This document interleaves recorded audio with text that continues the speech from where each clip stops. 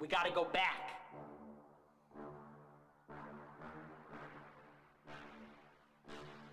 SK14. I'm not a leftist, I'm a liberal, and we should just talk to each other. Okay, but what are we gonna talk about? Because you don't want to talk to people like me. You don't want to talk to anybody who's got anything to say. You want to talk to Jewy Jewstein, who says, Got a lot of questions about Israel in the last week. Yeah. I apologize for my defense of our greatest ally in the Middle East. Yeah. I will not apologize. We know you won't, bitch. Epic. shut up, you bitch. This guy's the biggest scum-sucking, anti-American loser, traitor. Who likes Cardi B? Who likes Cardi B? Who likes Cardi B? Who likes Cardi B?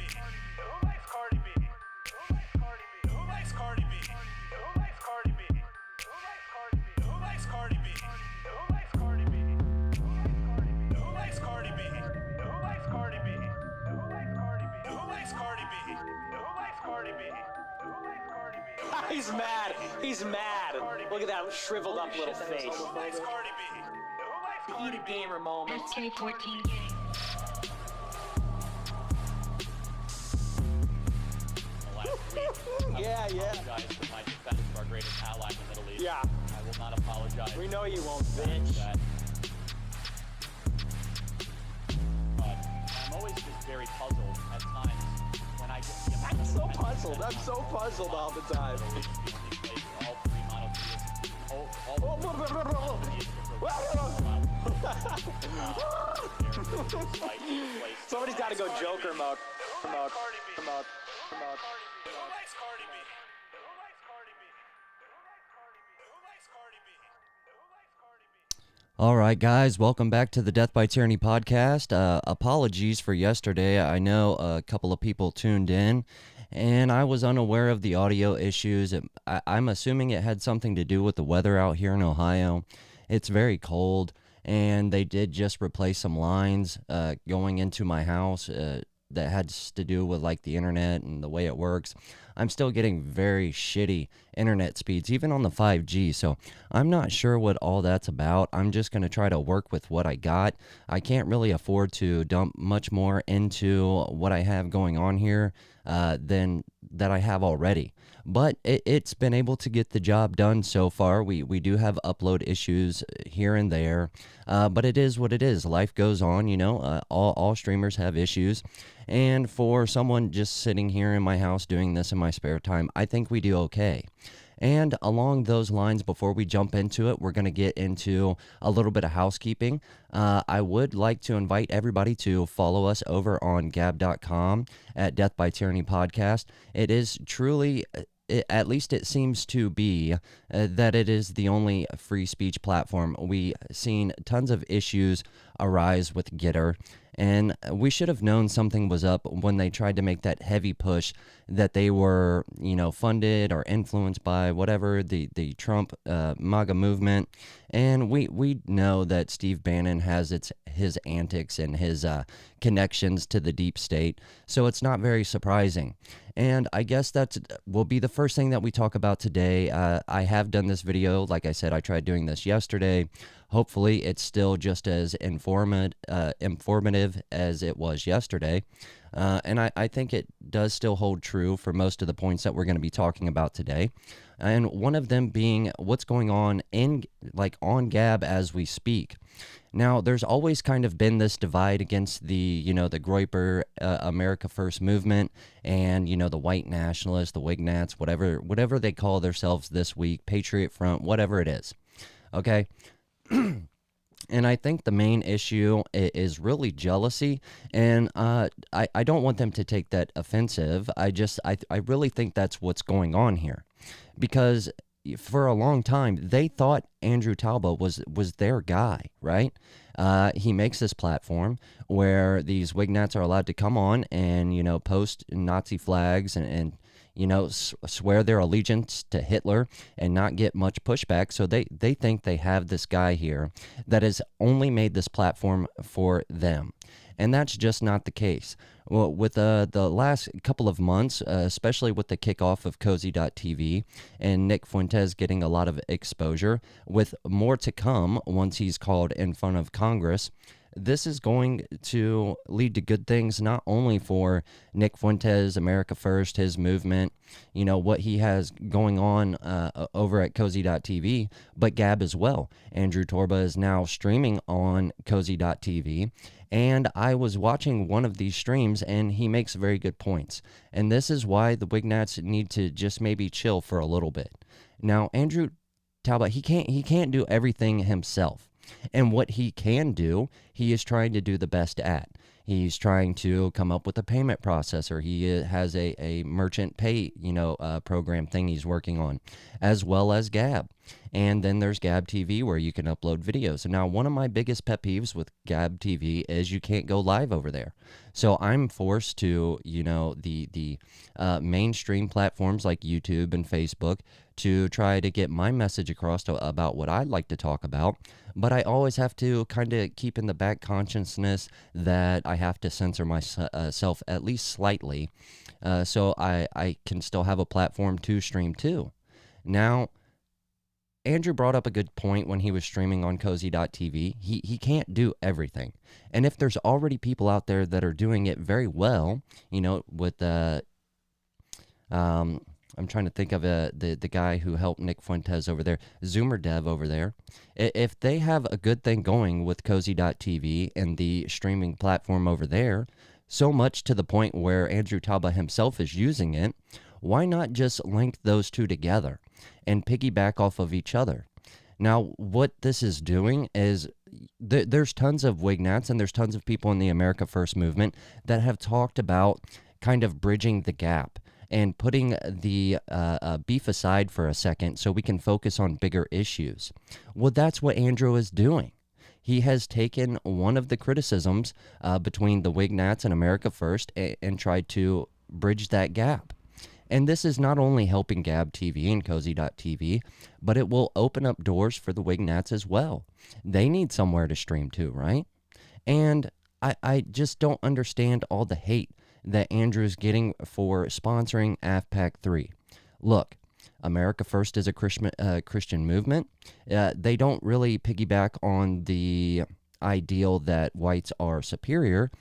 And I've said this a few times, that I think the big difference between white nationalist and the America First movement is America First wants to save whites in America and save Christians in America, whereas white nationalists feel that whites are superior in America. And I don't know if that's ever going to be optically appealing to the masses. And we do have to keep that in mind, right? We have to be funded. We have to be promoted. We can't do this all on our own. And that's one of the steps Andrew is taking here, is to look to outside help, to someone that has at least enough in common to bring a live streaming platform onto Gab that he does not have to really take time out of his day to create, that Nick has already funded. And vice versa, he can help Nick kind of monetize Cozy.tv so the streamers over there can make a livelihood, continue what they're doing, continue to grow. And this is the number one point I'm going to say for anybody who has issues with Andrew Talbot helping out Nick Fuentes or kind of promoting America First and Cozy.tv is this. There's nobody in the white nationalist movement that is doing anything comparable to Cozy.tv. There isn't really anything they have to offer as far as a parallel economy, as far as, new technical, companies when it comes to, anything that is surrounded by the Gab atmosphere. So they don't really have anything to offer. So what is Andrew supposed to do here? Is he supposed to wait for another, year, 3 years, 4 years? By then we can be already censored off the face of the planet. We're running out of time. And if you have no answers to the problems that we're facing right now, I don't think you have a whole lot of room to criticize what they're doing, because they're truly the only ones doing anything about it. So for the time being, why don't you just kind of calm down a little bit and just give it some time? This will open up doors for you guys as well. And with that, I know that it's really hard to take the white pills in America right now. There's not a whole lot of good things going on, but the Biden administration has been losing popularity for a long time, probably since day one of his presidency, or, what some would say is that.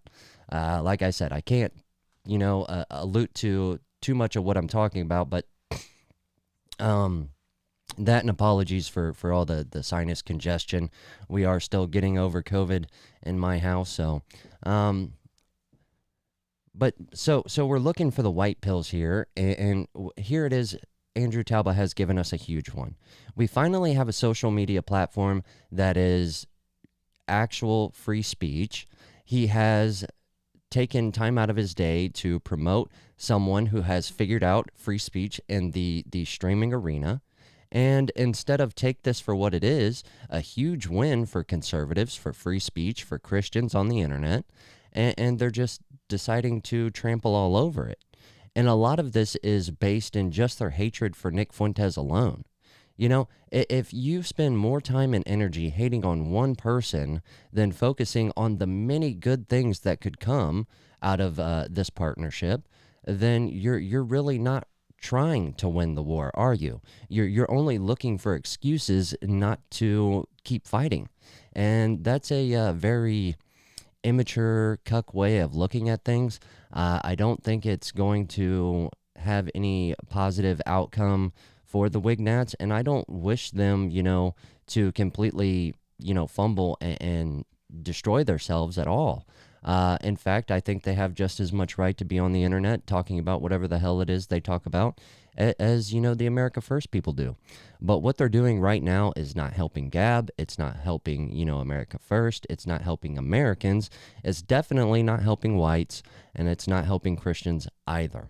And I think that you usually see little tiffs and taffs like this go on when the Democrats and the progressives are on the upswing. And I told you this was coming. Now, just because Biden is losing, popularity, just because he has seemed to be defeated in the Supreme Court with his mandates, does not mean that they're going to give up. I've already told you, for just as much things and chances as there are out there for us to win, they still have tricks up their sleeves.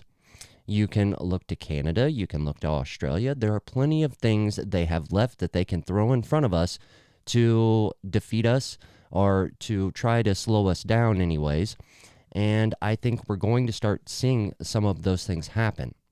And one of the things that I think they have decided to attack us on yet again, because it always seems to be at least once or twice a year, the ATF gets a hair up their ass and tries to do something completely out of their jurisdiction and tyrannical that they have no legal grounds to do, but they try it anyways.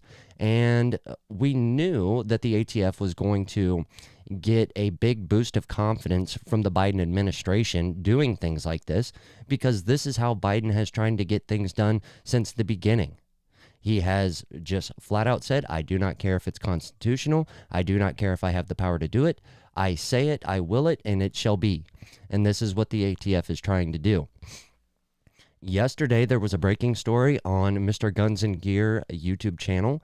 And in my experience, he has been a very truth-telling person. I've never seen him stray away from the truth. And at the time that his video broke, he was not willing to release the actual email for reasons he did not want to dox his whistleblower or whatever you want to call it.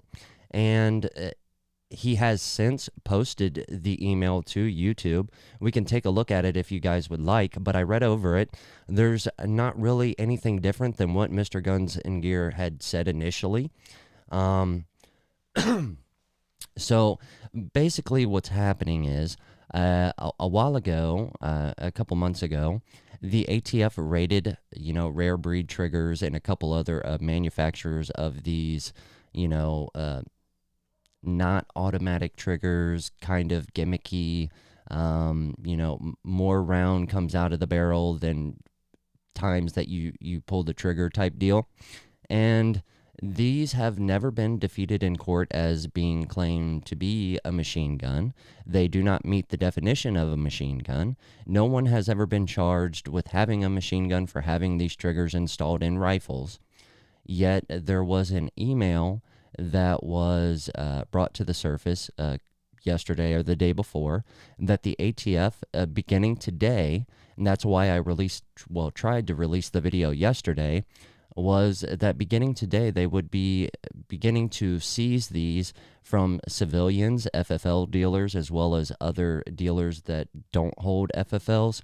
And that's mainly what the email talked about, was the difference between an FFL and a non-FFL distributor of these triggers, and what to do if someone was not willing to give them up. And there's two things that I thought were very important in this email. One of the things is if the ATF was to come knock at the door and you have one of these triggers, and I kind of laid this out yesterday, but I'll try to do a little bit better job since I have a second chance at this. So they already have the sales information. They already know where these triggers went. So whether you are still in possession of these triggers, they're going to come ask you. And you're going to be forced with, pleading the fifth. Either way, you should definitely look into legal advice or some type of counsel. I'm not a lawyer, so you should not take legal advice from me. But in my opinion, I would say the best course of action here is to be more prepared than not to be prepared at all. And so if they come to the door and they ask you if you have one of these triggers, you are going to be forced with the decision to have counsel and plead the fifth, or to say, yes, I have it, you can take it with you, or I got rid of it. Now, I don't know that they're going to be sufficed with the answer that I got rid of it. They're going to want to know where it is you got rid of it to. Now, because they don't have legal grounds to even seize them, I don't know what legal course they have to obtain any information on where those triggers would end up. I don't know if they would be able to go to Facebook and pull DMs or go to the cell phone company, but I would imagine that most of these companies already work with the ATF. I've talked about it before. I had a situation arise with the ATF where a firearm that I sold years and years ago, 6-7 years ago, ended up being used in a crime in another state, and they came and asked me, hey, what did you do with this? You're the last person to have legally had this firearm transferred to. And I explained what happened, with the firearm, and that I did not remember the guy's name. And to my knowledge, I did not have the DMs or messages that had any information leading to the person of where this rifle ended up. And that's kind of as far as it went. But they did let me know that they already knew this information. They just really wanted to see if I would trip up and incriminate myself, which is very, very not good faith. That's a very bad practice to be in, especially in a day and age where people are so heavily against, police officers, FBI agents, ATF agents. You would think that they would kind of look at this from another angle, in a way that they could be helping, communities and keeping communities safe, but they still go with this, bullying, trickery that they've been known to do so many times. So, like I said, I'm not sure that they have the legal grounds to go through Facebook messages, but they're going to try. Whether they do or not, they will tell you they do, and maybe they do. I don't know. In my personal scenario, they did. They absolutely went and looked through my Facebook messages without my consent. I don't know how they do it. I don't know if it's because there was an actual crime being committed there that they were allowed to obtain those messages or what. But so they knock on your door. You let's say you have one of these triggers. One of the things that was very interesting to me in this email is that they're going to have you fill out some type of paperwork saying that you forfeit your property to the ATF. I've never seen this form, so I don't know that you're going to be resolved of any, future charges. You could very likely hand over these items and they still try to charge you with being in possession of a machine gun. I'm not sure. the big message I want to get out here today is that they are trying something. Whether they have legal grounds or not, they have sent the emails. They do exist. They are coming for these triggers. And that's just unfortunate. You have to understand, at one point in time, these triggers were very easy to obtain. I mean, anywhere from Facebook marketplaces to going to your local gun dealer or local mom and pop's FFL shops, and you would just be able to buy these triggers off the shelf. Now, that means that anybody, a brand new 21-year-old building his first AR-15 platform could have bought one of these triggers and is now being targeted as a felon. That is just absolutely terrible. And I have spoke about this a lot. I was really hoping that the Trump administration would do a little bit more to reel in the ATF and the powers that they have, and the exact opposite happened. They gave them more ability to change definitions, to kind of have one or two more tricks up their sleeves when it comes to going after the American people. And the big thing when it comes to the ATF and the bullshit that they try to do is knowledge. The more people that know about this, the less likely they are to do anything. If they go after a handful of people, they might be successful. But if thousands of us are aware of this, are keeping an eye on this, are, pay attention to whose doors are being knocked on, what is being done, the legal grounds they are trying to use, the more ability we will have to fight this. And this has always been the case in the last, 5-6 years of the ATF trying to do things like the AR-15 pistol brace bans. Because the knowledge was there, because the numbers were there, because people spoke up and got to their representatives, people in Congress spoke out about it, the ATF lost that confidence, so they backed off. This is the same thing that needs to happen with this, because they are not only offering up a new definition, they are not only trying to make a new law and add something else to the NFA, they are actually trying to seize property from civilians that have purchased those things legally. And we have to do something about this. And whoever, I don't know if it needs to, at least on a state level, I would imagine, we should have the power from the governor level to tell the ATF, look, you cannot come to Ohio or whatever state you reside in and just take whatever you want and start charging people for no reason. You have to make these things, legal, not only from the federal level, but through the state level. And if you cannot do that, you have no power here. And we've seen this kind of happen with suppressors and things, with in-state manufacturing and buying, and those things not being required to be on an NFA. But nothing ever seems to last when it comes to these things. And so we really need a governor that's going to come out and be fully opposed to the ATF and just knock their dicks in the dirt and say, absolutely not. You are not welcome here. And until you guys decide to do things constitutionally, we will not respect your authority here in our state. And I think that we might have a while to wait for a governor like that. I would hope that DeSantis down in Florida would be able to lead this initiative, but I think it's going to have to come from a president at some point to say, look, governors, I am letting you know you have the authority to banish the ATF from your state if they are not doing things legally. And so hopefully, when Trump gets back in office in 2024, that he will try to right some of the wrongs that he did dealing with the ATF. And until then, the only thing we can really do is make each other aware of what the ATF is trying to do.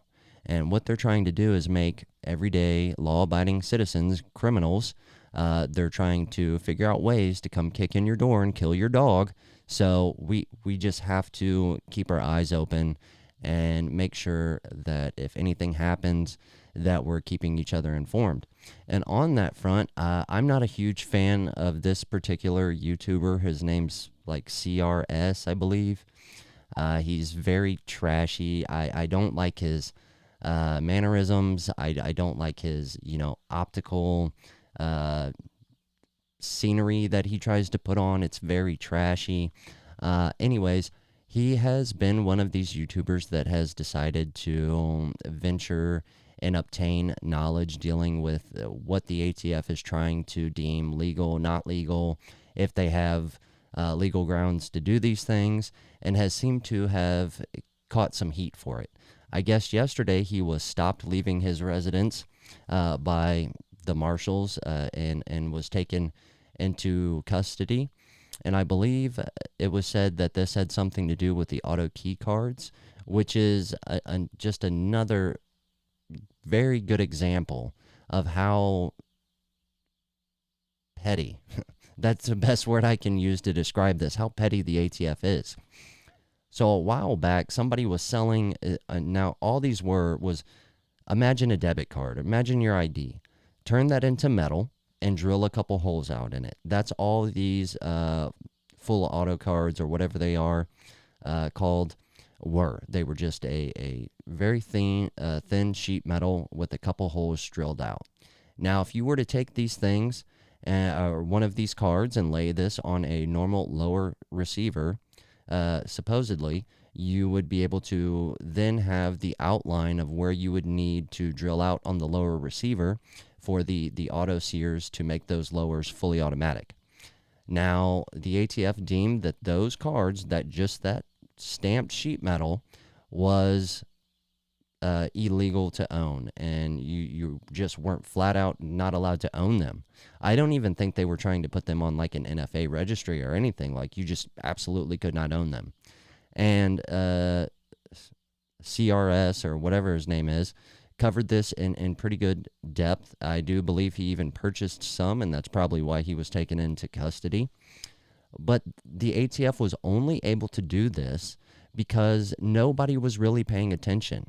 Nobody was letting each other know what was going on with these full auto, sear cards or whatever they were. The same thing happened with the coat hangers. A gentleman was offering, door hangers where you would like hang like a hat on or something, but in all actuality, they were to make AR lower receivers into fully automatic platforms. Now, I don't think that it's probably in the best practice to be even trying to manufacture something like this in your house. I would have to know that these people, if they had the capability and the knowledge to make something like this, they would be aware of the legality of it. But like I said, just nobody was informing each other. They just made these throw-up websites on the internet. People seen them, bought into the gimmick, and now they're potentially going to be charged as felons. And this is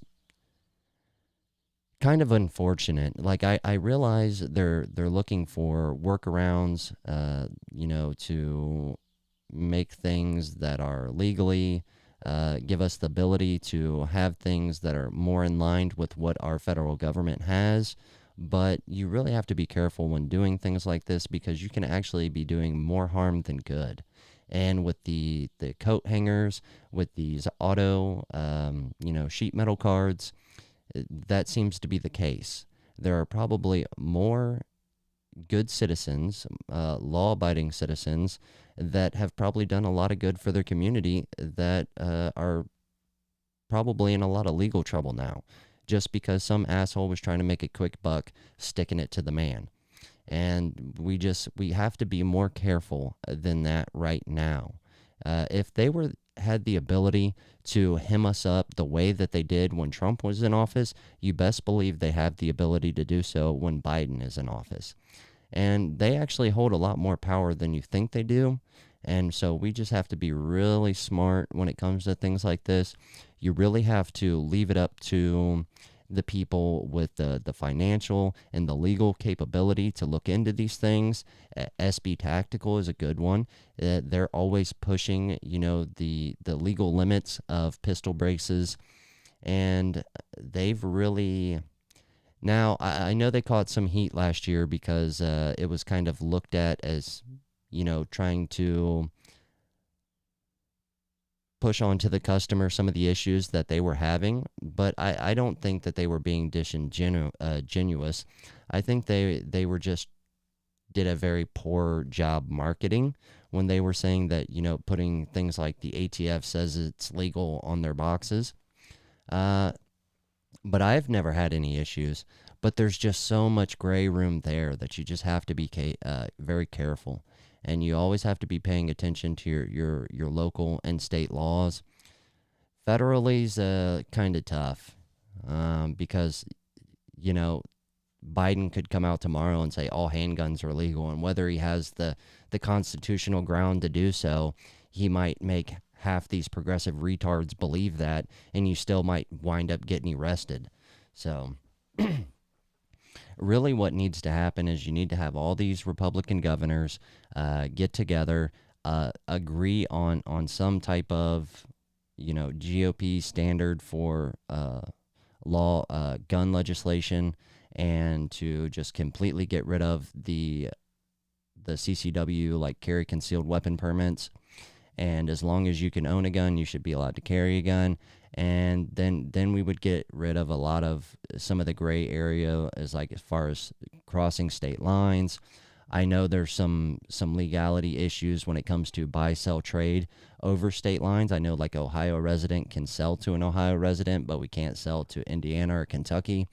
However, I think maybe it's Kentucky that can sell to Ohio. It's stupid. But like I said, because this information isn't, readily available, they're going to use it to trick us. And that's exactly what's going on with these triggers. They don't have the legal grounds to do so. Nobody knows that. But what they do know is the ATF has been talking for a long time about seizing these kinds of things from citizens, and it seems like they're going forward with it. And it's because nobody told them they couldn't. And so that's just unfortunate. And it always seems to be that they align this around the same time as somebody retiring or being nominated for an important seat when it comes to the president. Last year, for instance, when they were trying to get the new ATF director, they were also going after the AR-15 pistol braces. Well, this year we had come out that a Supreme Court justice was going to be retiring, which I believe was Supreme Court Justice Beyer, Stephen Beyer, something like that. And so while everybody is focused on this, the ATF is using this opportunity for all the attention to be over here to do something that they're not supposed to be doing over here. This is their MO. They do this every single time. You should just grow to expect that if something big on the federal, legislation or executive branch or judicial branch is happening, something that grabs everybody's attention, then the FBI, the CIA, the ATF is probably doing something they should not be doing. And just like their MO, here we have it. The ATF trying to mishandle civilians' properties and give them a right to come in their homes. And just because they're coming and looking for the triggers, don't think they will stop at that. They're gonna, if you let them into your property, if they manage to make their way onto your property, they're going to tear it apart. They're going to try to charge you for any and everything they possibly can. These people are not your friends. They're not there to help you guys out and to do you favors. They're not going to pick up, a half-assembled lower AR-15 and go, oh, if you do this would make it legal, but right now it's not illegal. No, they're just going to fucking take you to jail because that's the type of assholes that work for the ATF. I've never met a good ATF agent, and I stand by that. I just don't believe that there are good ATF agents. Those people are there to arrest good law-abiding citizens. In most cases that they're not, that they're actually arresting bad people, it usually has something to do with another agency. The ATF is corrupt as fuck. You don't believe me? Go back and look at what they were doing with some of the tobacco laws and how much money just up and disappeared from their budget. Millions and millions of dollars. And none of these people were charged. They just retired onto their, whatever property, and nobody ever heard from them again. These are actual things that happened in our actual ATF. And what does Biden do to address this? Gives them more agents. Now they just have more people to do more cover-up and more corruption. And in my opinion, this is a very... I don't mean to ramble on here, but because I know I talk about a lot of things here, but this is the community that I come from. I come from, the Second Amendment. Firearms are the beacon of hope, what keeps all the other constitutional things able to obtain. It is the firearm and our ability to own these things. So I've done a lot of research in this. I've dabbled in this. I've been in the community for a long time, and it really seems to grab my attention when things like this happen, and I'm very passionate about it because I truly believe that without the Second Amendment, we would have none of the other amendments. It's just unfortunate that our Second Amendment in this country has almost grown numb. It's like we've forgotten how to use the Second Amendment in the way that it was meant to be used. Now, of course, we know that it's there to preserve life and to, protect our families, but it's also there to protect us from a tyrannical government. And I just don't see a day anytime soon, anyways, where we would use it for along those measures. And that's why we can't just totally condemn January 6th. Did they go about things the right way? Absolutely not. But it was still a signal to the people that believe they're untouchable, that is not the case, that we the people still hold enough power that at any given point in time, we can take it back. And that's why I do not condemn anybody who participated in January 6th. I think that it was a good day for the most part. Nobody was really injured except for on our side, which was unfortunate. But, those types of things happens. When you're trying to make statements like that, you're going to have casualties. And it very, very lucky that there was as minimal casualties as that there was. But I don't think that it was what the progressives say it was. If anything, it was a shot across from, civilians to the elites to say, we are still here, we still hold power, and you guys should not forget that. So I think we're going to get on to a little different topic here, just so I get everything covered that I tried to get accomplished yesterday. I spoke about it a little bit with the Supreme Court Justice retiring. Now, Biden is in office. We're going to get a progressive Supreme Court Justice. The big concern I have here is, as of right now, if the narrative stands, if things go the way that they continue to go for the next 3 years, Biden doesn't really have a very good chance at re-election. Nobody likes his vice president. I think she's a very unlikable person. Her own party does not like her, and she has the tools there, right? She's a black female. We should like her. This is what they said. We're going to have a black female vice president, whether she has the good policy, whether she has the acolytes to do so. She's black and she's a female, and that's good enough for the progressives.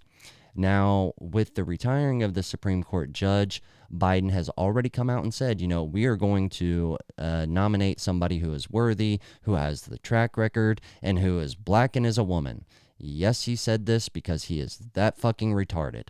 Now, this leads me to believe, what could he do that would potentially help him get some more popularity when it comes to running in 2024, as well as give Kamala Harris something that would not throw her into a tantrum, because that's kind of evil bitch she is. I do believe she would turn her back on her party in a heartbeat if she had something to gain from it. But to give her a position that she would hold for the rest of her life or until she wanted to retire, that was of, huge consequence. And that's what I believe she cares about. I don't think it's necessarily the money Kamala cares about. She cares about the power. She wants to be a powerful, evil bitch. And being a Supreme Court justice would do just that. And it would also give the Biden administration to plug somebody else in there that's more popular, that would give him a better chance of running in 2024, and would potentially let him, go of some of the obligations that he holds to run for 2024.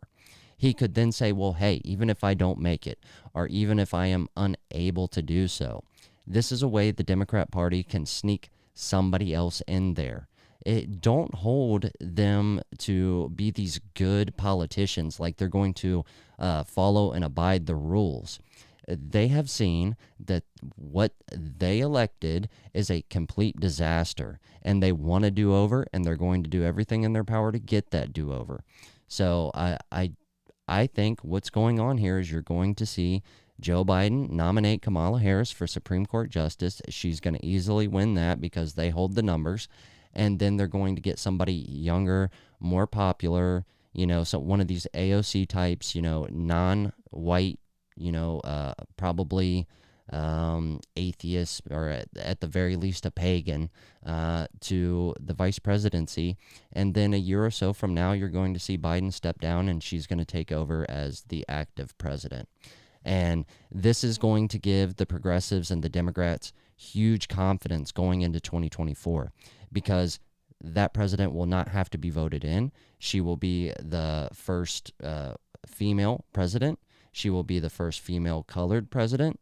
And this is going to give them the momentum they need to win in 2024.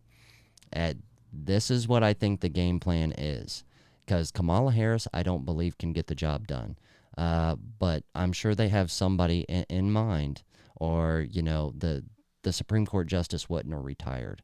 If you think that these people retire on their own accord, you're retarded. Nothing like that in the federal government is that easy, that you get to hang up your robe whenever you decide to. That's not how it works. So just be watching. If you see somebody get a push in the mainstream media, in some of these left-wing media outlets, if she's black, if she's a woman, there's a very good possibility you could be looking at your very next vice president. And more than likely, your next president that you will not elect. So just, and this is how they do it, right? They attack you from all angles. So we're being forced to accept another shitty progressive Supreme Court justice. We're being forced to allow the Biden administration a do-over. The ATF is forcing its way into our homes and seizing our legally obtained property. This is how the progressives work. This is why I say they still have more tricks up their sleeve. They could just as easily make it to where, these private companies, and this, we've seen the blueprint and how Biden is working these mandates. He does not have to accept any of the responsibility if he can pressure the private sector into making these mandates happen. Look, companies like Carhartt are enforcing the mandate, and that's because the Biden administration has influence. He does not have to write anything into law to force these people to do his will, and that's what's going to continue to happen. Let me get a drink real quick.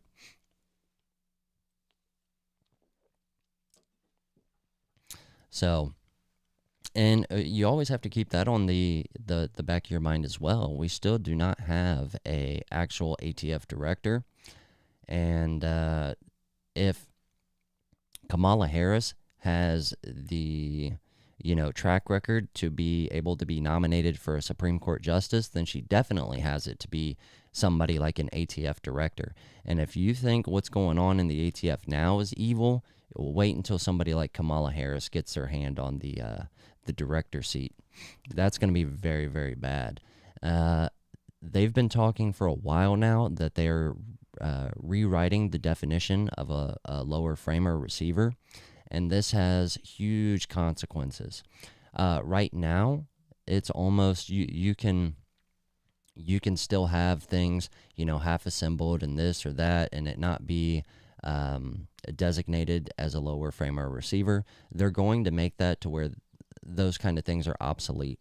The ATF does not have very good luck when it comes to charging people in court with having lower frames or receivers illegally, or a lot of these things.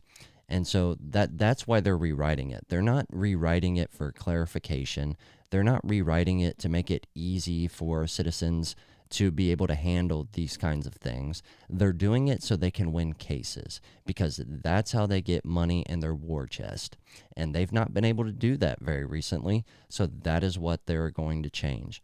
Now, I have heard anywhere up until it should have already come out that they were going to have the new definition of a lower frame or receiver. Hopefully, we can get a good president in office before that happens, but I would imagine it's going to come out before then, and they're going to try some more shenanigans with that as well. This is just the way of the ATF, the way of the progressives. You would think that if we had an agency that was designed to make sure law-abiding citizens were safe, and that the handling of things like firearms, alcohol, and tobacco were properly done, they would be a little bit more friendly to Americans. It's not the case. So, and this is a conversation that's gone on for a long time in the Second Amendment community. Would we be just better off getting rid of the ATF? That might not be the case, because I promise you, if the ATF goes away tomorrow, somebody is going to be handed those responsibilities. And right now, it kind of looks like it would be the FBI. Well, you know who has a lot more agents and a lot more funding than the ATF? The FBI. So that doesn't necessarily mean good things for the American people if we were to just get rid of the ATF. What we need is a Second Amendment civilian-friendly ATF director. They can still do good things if they want to. The federal government always has the ability to do good things on behalf of the people. They have just lost their way. They have lost their want to help the American people. The lip service that people like Joe Biden play is just downright disrespectful. So that's kind of what we got going on now, being attacked from all angles, per usual. The ATF knocking at our doors, Supreme Court judges being snuck in the back door. We're going to get a black female. How this is even legal, I have no idea. I do not know how a president can come out and say, we are going to put a nominee up that is black and a woman, and that be the qualifications right then and there. Does that not kind of seem like segregation or discriminating against certain races and gender to you? I don't know how the progressives continue to do the exact same thing that they speak up against and not be called out about it. So we're around the same time mark as we were yesterday. Like I said, those are just some things you guys need to be aware of. Like if you see a strong black woman in the media, don't be surprised if that ends up being your new vice president, Kamala Harris. It doesn't end up being a Supreme Court justice. And for all my Ohioans out there, keep an eye on who's all running for your open seats this year.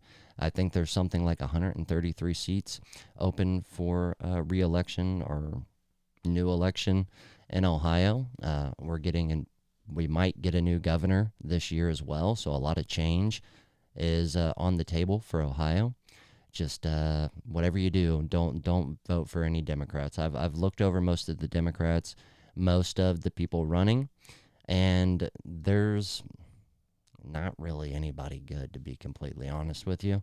But the Democrats are definitely not good, especially when it comes to the governor race. The two Democrats that are the more prominent ones running are the ex-mayor of Dayton, Ohio, and the ex-mayor of Cincinnati, Ohio. These are both two very awful cities. I live very close to both. They are just giant minority cesspools. And the fact that those the fact that those mayors couldn't turn those cities around, being as small as they are, I absolutely would not give them any credit to being able to run Ohio, on a larger scale than the small little shitty cities they had lead of. And they both left their seats and handed them over to, these big race hustlers. So those cities are falling deeper into chaos, into progressive leadership, and you absolutely do not deserve to run Ohio for doing just that. And it's unfortunate. Cincinnati and Dayton, Ohio used to be, amazing cities. And they're small enough to where they should have been able to maintain those things. And it just didn't happen. And it's because poor leadership, like those two mayors.